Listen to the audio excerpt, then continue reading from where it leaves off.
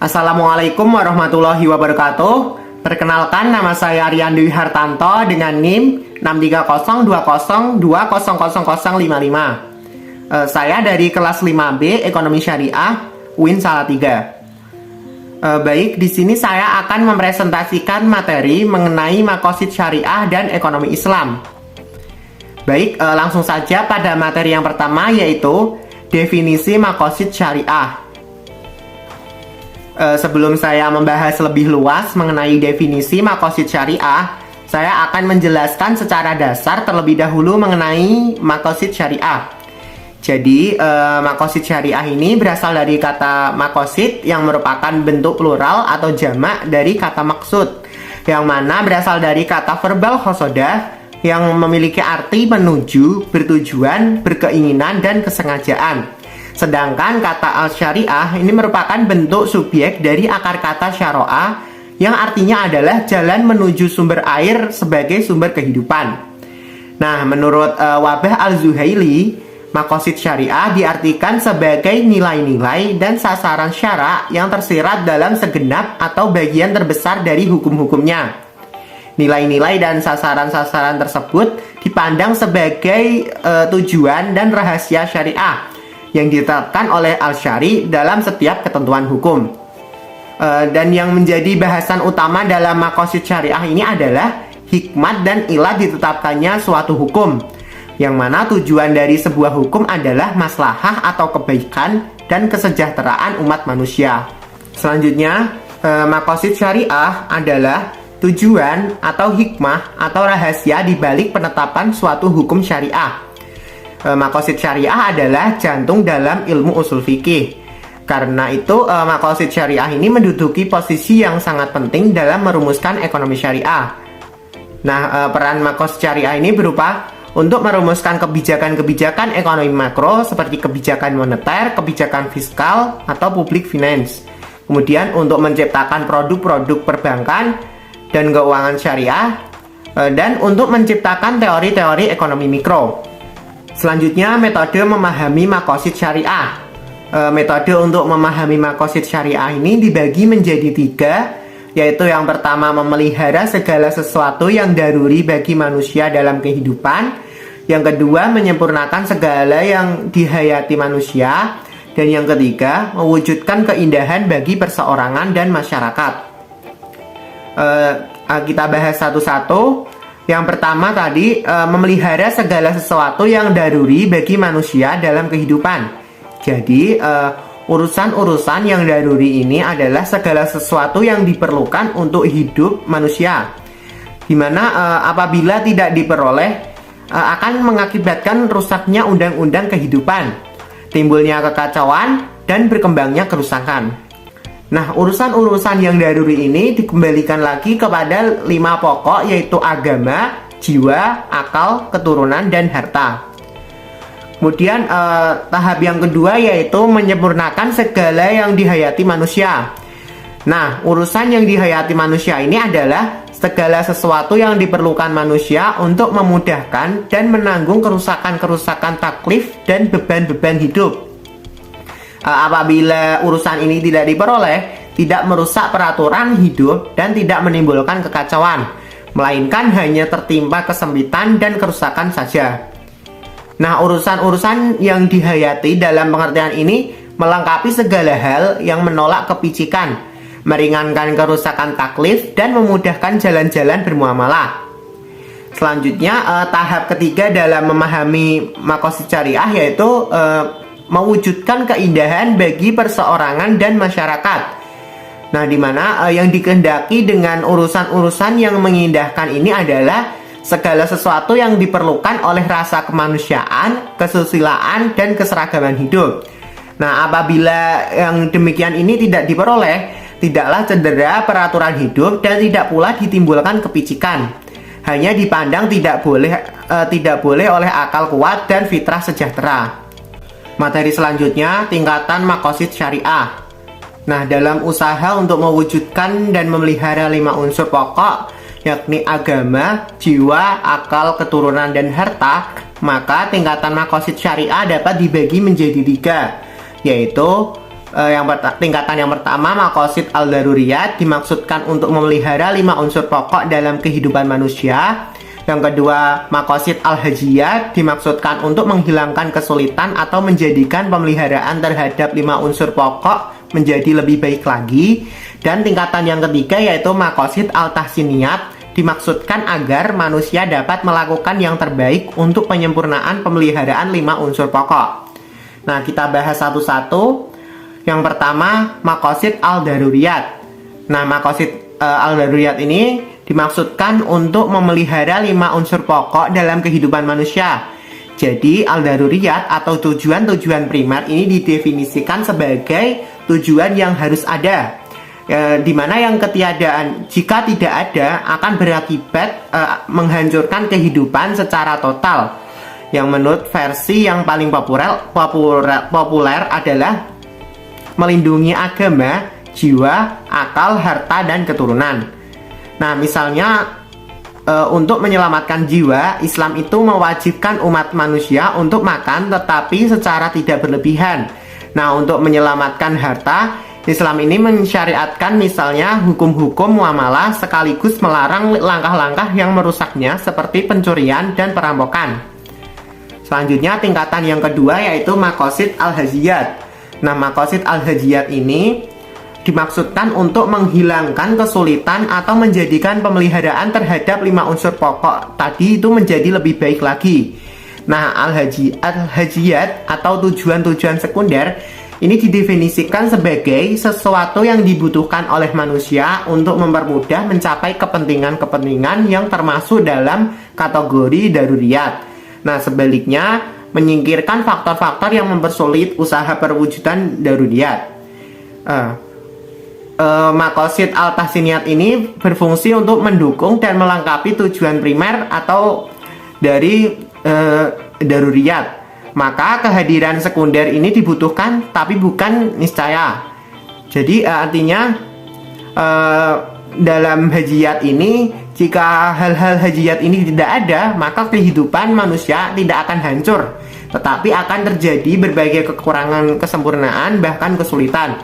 Misalnya, untuk menyelamatkan jiwa sebagai tujuan sekunder, melalui makanan dibutuhkan peralatan makan seperti kompor. Nah, memang tanpa kompor itu manusia tidak akan mati karena manusia masih bisa menyantap makanan yang tidak dimasak. Tetapi kehadiran kompor ini dapat melengkapi jenis menu yang dapat dihidangkan. Nah, terjadi berbagai kemudahan lain dengan hadirnya kompor tadi. Misalnya untuk melindungi harta sebagai tujuan primer, maka dibutuhkan peralatan seperti senjata api. Nah, memang orang dapat saja melindungi hartanya dengan golok, pisau, atau sumit, tetapi senjata api lebih membantu. Selanjutnya, tingkatan yang ketiga yaitu maqasid al-tahsiniyat, yang mana dimaksudkan agar manusia dapat melakukan yang terbaik untuk penyempurnaan pemeliharaan 5 unsur pokok tadi. Jadi dalam tingkatan al-tahsiniyat ini atau tujuan-tujuan tersier ini didefinisikan sebagai sesuatu yang kehadirannya bukan niscaya maupun dibutuhkan, tetapi akan bersifat memperindah proses perwujudan kepentingan daruriyat dan hajiyat.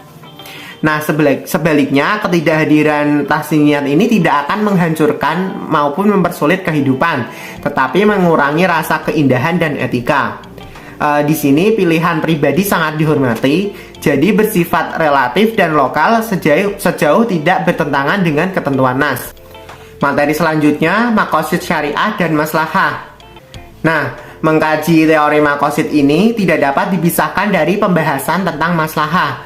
Karena sebenarnya dari segi substansi, wujud al-maqasid syariah ini adalah kemaslahatan. Jadi maslahah adalah tujuan utama dari maqasid syariah, yakni tercapainya kebaikan dengan tidak melanggar ketentuan-ketentuan syariah. Nah, maslahah menurut Al-Ghazali diartikan sebagai memelihara tujuan al-syari, di mana setiap maslahat ini tidak kembali kepada pemeliharaan tujuan agama yang diambil dari Al-Quran, hadis, ijma' dan tidak sejalan dengan agama, maka tidak dapat diterima atau batilah.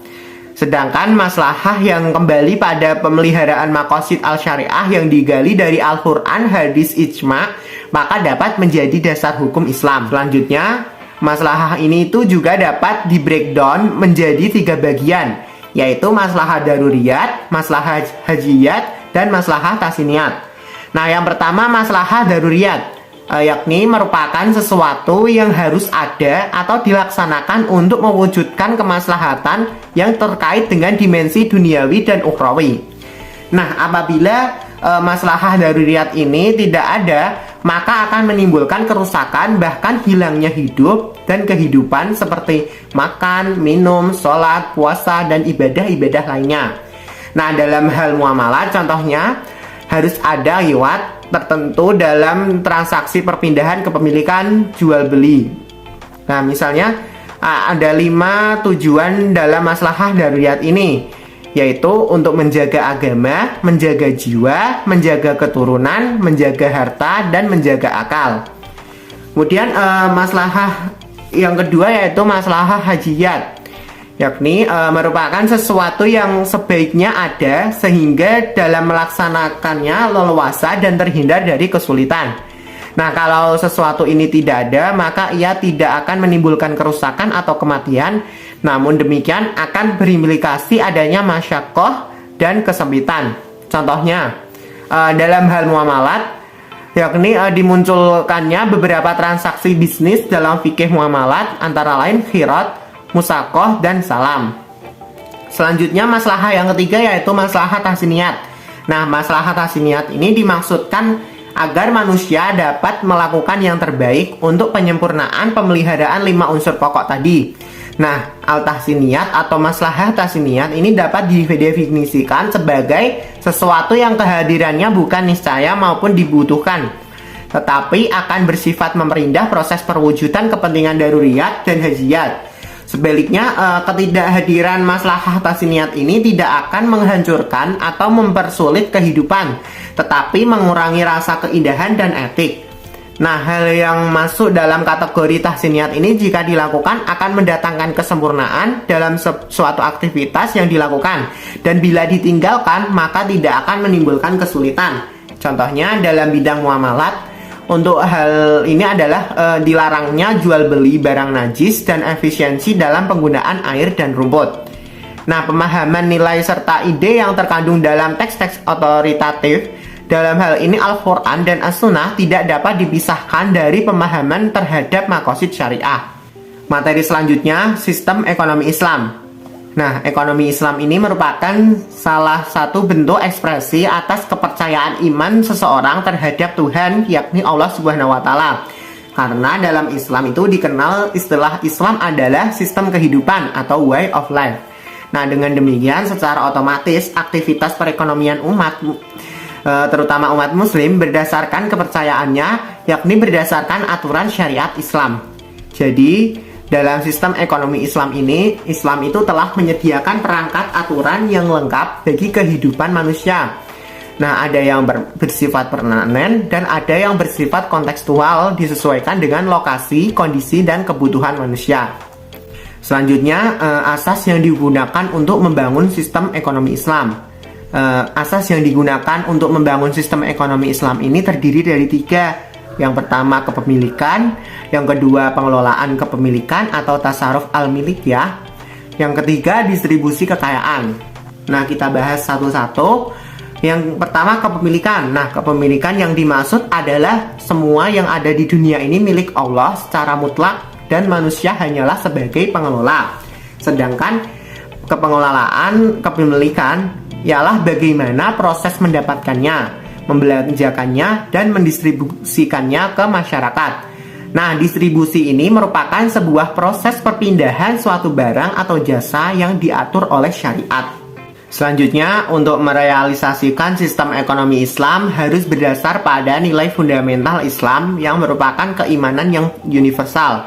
Nah, ada 3 prinsip fundamental dalam Islam, yaitu yang pertama tauhid atau keesaan, yang kedua khilafah atau perwakilan, yang ketiga adalah atau keadilan. Nah, kita bahas satu-satu. Yang pertama tauhid. Tauhid ini merupakan syarat mutlak yang menjadi dasar aktivitas ekonomi Islam. Nah, tauhid ini mengandung arti bahwa semesta ini itu diciptakan dan didesain oleh Yang Maha Kuasa, yakni Allah Subhanahu wa Ta'ala. dan tidak bersifat kebetulan.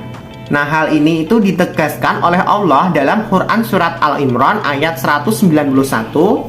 Kemudian ditegaskan juga dalam Quran surat As-Sadd ayat 27. Kemudian ditegaskan juga dalam Quran surat Al-Mu'minun ayat 15. Nah, selanjutnya prinsip yang kedua yaitu prinsip fundamental. Yang mana prinsip fundamental ini adalah khilafah atau perwakilan. Nah, khilafah ini adalah semua umat manusia khalifah di muka bumi ini. Jadi manusia itu telah dibekali dengan semua karakteristik mental dan spiritual untuk mengemban misi secara efektif. Nah, manusia sebagai khalifah ini diberi kebebasan untuk berpikir dan memilih mana yang baik dan buruk, jujur dan tidak jujur. Namun secara fitrah manusia itu baik dan mulia. Kemudian prinsip yang ketiga adalah atau keadilan. Adalah atau keadilan ini menjadi prinsip fundamental dalam ekonomi Islam. Nah, dalam tiga prinsip ini tuh saling berkaitan. Tauhid dan khilafah menjadi integral, namun akan tidak ada artinya atau konsep ini kosong yang tidak memiliki substansi jika tidak diimbangi dengan tanpa adanya keadilan sosial ekonomi. Nah, memang keadilan itu telah dipandang oleh fuqaha menjadi isi pokok dalam maqasid al-syariah, karena Islam sudah secara tegas menentang dan menghapuskan kezaliman atau dzulm yang dialami manusia di muka bumi ini. Selanjutnya, tujuan sistem ekonomi Islam. Nah, tujuan sistem ekonomi Islam ini terdiri dari 8 tujuan, yaitu 1. Pencapaian falah, 2. Distribusi yang adil dan merata, 3. Tersedianya kebutuhan dasar, 4. Tegaknya keadilan sosial, 5. Mengutamakan persaudaraan dan persatuan, 6. Pengembangan moral dan material, 7. Sirkulasi harta, dan 8. Terhapusnya eksploitasi. Yang pertama tadi pencapaian falah, yakni tujuan utama dari ekonomi Islam ini adalah maqasid al-syariah itu sendiri, yaitu falah atau yang dikenal dengan tercapainya kebahagiaan di dunia dan akhirat melalui tatanan kehidupan yang baik dan terhormat. Nah, maka dari itu kesejahteraan hakiki yang untuk sampai padanya harus ada perlindungan terhadap keimanan, ilmu, kehidupan, keturunan, dan harta. Kemudian tujuan kedua dari sistem ekonomi Islam itu yaitu distribusi yang adil dan merata, yakni sistem ekonomi Islam ini membuat distribusi sumber-sumber ekonomi, kekayaan, dan pendapatan berlangsung secara adil dan merata. Karena Islam sendiri itu mencegah konsentrasi kekayaan di tangan beberapa orang saja, sehingga dalam sistem ekonomi Islam ada pelembagaan lembaga zakat, sedekah, dan infak. Selanjutnya, tujuan yang ketiga dalam sistem ekonomi Islam yaitu tersedianya kebutuhan dasar. Nah, yakni dalam sistem ekonomi Islam itu bertujuan bahwa setiap kebutuhan dasar umat manusia itu terpenuhi, seperti makanan, pakaian, dan tempat tinggal. Kemudian tujuan yang keempat yaitu tegaknya keadilan sosial, yakni dalam sistem ekonomi Islam keadilan sosial itu ditegakkan dengan menegakkan keadilan sosial ekonomi bagi seluruh anggota masyarakat. Kemudian tujuan yang kelima mengutamakan persaudaraan dan persatuan. Tujuan yang keenam pengembangan moral dan material. Nah, dalam pengembangan moral dan material ini bisa terwujud dengan sistem pajak dan fiskalnya, terutama zakat. Kemudian tujuan yang ketujuh sirkulasi harta. Nah, sirkulasi harta ini dapat terwujud dengan mencegah penimbunan dan menjamin sirkulasi harta secara terus-menerus. Kemudian tujuan yang terakhir yaitu tujuan ke-8 yaitu terhapusnya eksploitasi. Nah, dalam sistem ekonomi Islam ini tidak ingin adanya eksploitasi atas orang lain. Nah, realisasinya ini adalah dengan mengharamkannya bunga yang ada di dalamnya mengandung eksploitasi yang luar biasa atas manusia. Selanjutnya, materi yang terakhir yaitu hubungan maqasid syariah dan ekonomi Islam. Nah, hubungan makosid syariah dan ekonomi Islam ini adalah makosid syariah digunakan sebagai pisau analisis untuk menemukan hukum baru yang dapat digunakan untuk menjawab persoalan-persoalan yang berhubungan dengan ekonomi Islam yang semakin berkembang saat ini. Nah, sehingga konsep ekonomi Islam itu benar-benar dapat diterima dan sesuai dengan kebutuhan masyarakat. Nah, semua aspek dalam kehidupan individu muslim harus mengarah pada tercapainya kemaslahatan seperti yang dikehendaki dalam makosid syariah. Nah, itulah hubungan makosid syariah dan ekonomi Islam. Sekian presentasi yang dapat saya sampaikan. Sebelumnya saya ingin memberitahu bahwa sumber yang saya gunakan untuk membuat presentasi ini berasal dari 3 jurnal yang sudah tertulis di dalam slide ini. Sekian yang dapat saya sampaikan. Mohon maaf apabila terdapat kekurangan dan kesalahan dalam penyampaian materi. Wabillahi taufiq wal hidayah. Wassalamualaikum warahmatullahi wabarakatuh. Terima kasih.